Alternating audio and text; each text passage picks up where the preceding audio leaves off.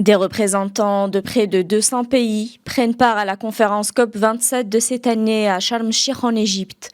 Ce sommet intervient sur fond de crises multiples, les catastrophes naturelles, les phénomènes météorologiques extrêmes et la crise énergétique secouent le monde entier et l'Afrique est particulièrement concernée. À l'image du président congolais, les dirigeants africains ne veulent plus de promesses et appellent à un respect des engagements déjà pris. La COP 27 doit être une COP de l'action.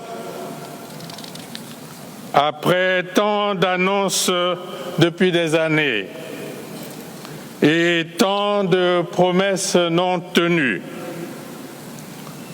le temps est venu de passer aux actes concrets. Il y va de notre crédibilité. Mesdames et messieurs, la nécessaire survie de l'humanité appelle le respect sans atermoiement des engagements pris et la mise en œuvre d'initiatives efficaces en lien avec la préservation de l'environnement.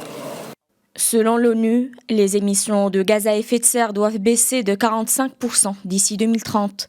L'objectif le plus ambitieux de l'accord de Paris est pierre angulaire de la lutte contre le réchauffement climatique. Dans un monde profondément divisé, le secrétaire général de l'ONU appelle à la création d'un pacte historique entre les économies développées et en développement, un pacte de solidarité collective. Le réchauffement climatique est aussi inacceptable, scandaleux et autodestructeur que d'autres crises, notamment la guerre en Ukraine qui a relégué le combat pour le climat au second plan.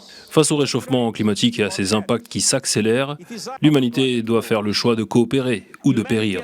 C'est soit un pacte de solidarité climatique, soit un pacte de suicide collectif.